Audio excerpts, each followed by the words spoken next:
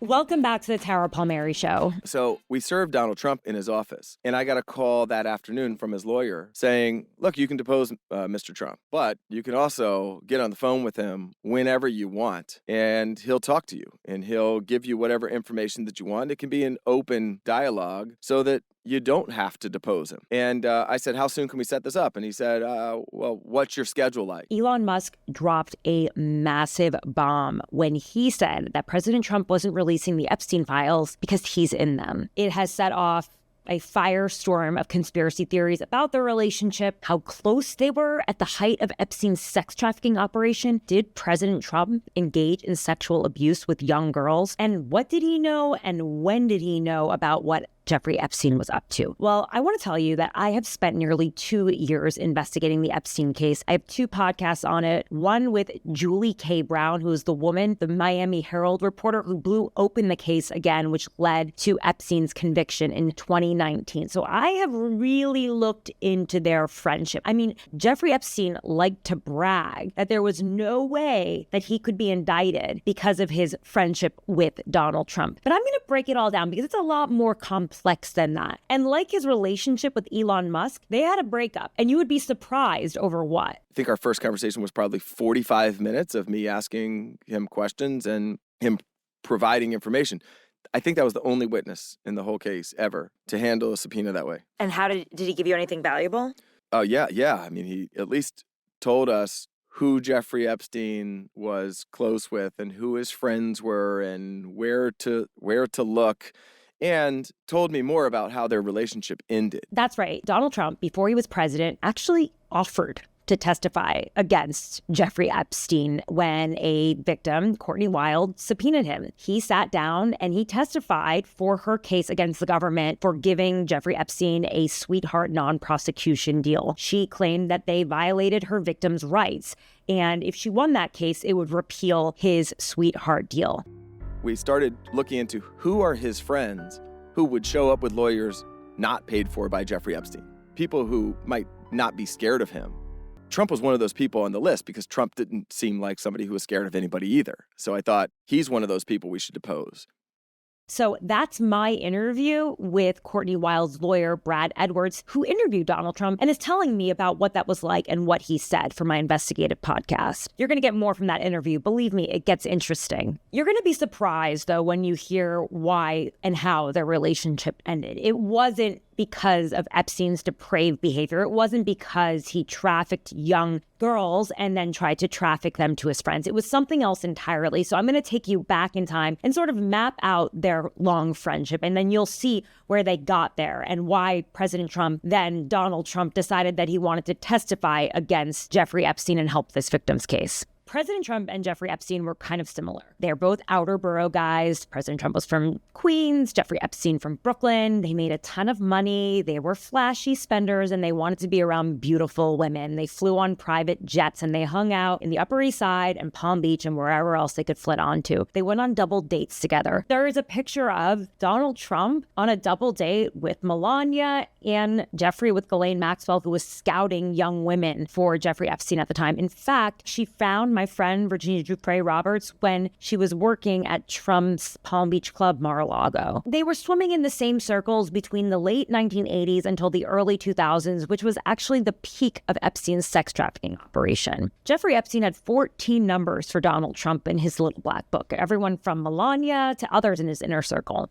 He said he didn't know anything about the girls, right? Didn't know anything about the girls being underage. He said, look, Jeffrey has always been somebody who was surrounded by younger-aged women. Epstein's brother, Mark, told the Washington Post that Trump flew on the infamous Lolita Express plane where so many of these depraved activities happened, quote, numerous times, but Mark was only present for one of the flights. And he said, quote, they were good friends. I know Trump is trying to distance himself, but they were. He also noted that Trump used to comp Epstein's mother and aunt whenever she stayed at one of the Atlantic City casinos. So you get the idea. These guys fly around on the same private jets. They go to the same luxurious enclaves enclaves, Epstein is a regular at Trump's private Palm Beach club, and it was during this time that Trump famously quipped, quote, "Epstein is a lot of fun to be with. It is even said that he likes beautiful women as much as I do, and many of them are on the younger side." The two seem to have drifted apart in the early 2000s, not because of the younger girls,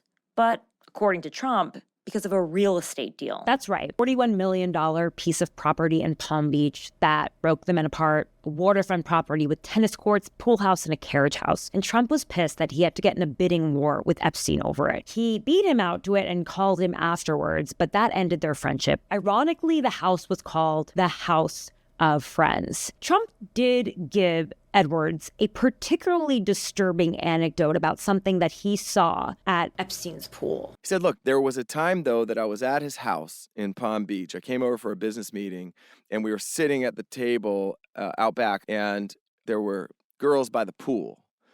And from afar, you couldn't tell how old they were. But I asked Jeffrey, hey, who are they?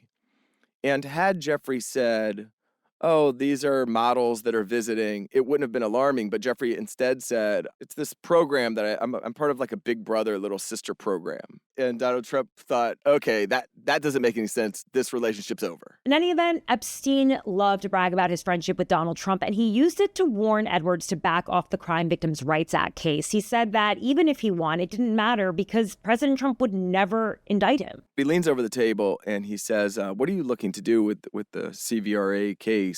Even if the non-prosecution agreement is invalidated, I'm never going to be prosecuted. You know Trump was my friend, my close friend, and you know Barr is his boy. So I have a way out. You're just wasting time. I know this may be incredibly disappointing to some of you who are looking for a smoking gun that President Trump abused children with Epstein or something that clears him completely. I've spoken to a number of Epstein survivors. Some of them remember seeing Trump around, but none of them were ever personally abused by Trump or saw him abusing girls trafficked by Jeffrey Epstein. I've also seen a lot of the documents that have not been made public, and none of them suggested to me or other documents that I've seen that Trump was involved in the sex trafficking operation. And as you know, there is a lot of information that's still out there that I haven't seen either. So I'm not saying that this is the definitive story. I just want to share with you exactly what I know and bring back some of the testimony that I have. I can only tell you based on the accounts that I have with victims and witnesses and this obvious firsthand record of an interview with President Trump. That doesn't mean there isn't more out there that will soon come to light. I don't think I've spoken to him for 15 years. I wasn't a fan. And this is what President Trump said in 2002. I've known Jeff for 15 years. Terrific guy. Who do you believe?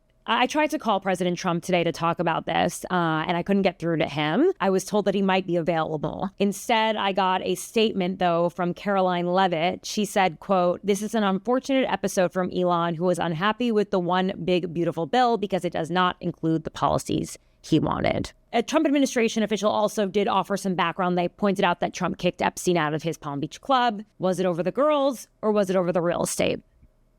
You decide. It's also clear that Trump is actually in the Epstein files. I mean, his number is in there in the little black book, so it's not exactly revelatory. And this is another quote that I got from an administration official. Quote, "If Elon truly thought the president was more deeply involved with Epstein, why did he hang out with him for 6 months and say he loves him as much as a straight man can love a straight man?" Never forget that comment.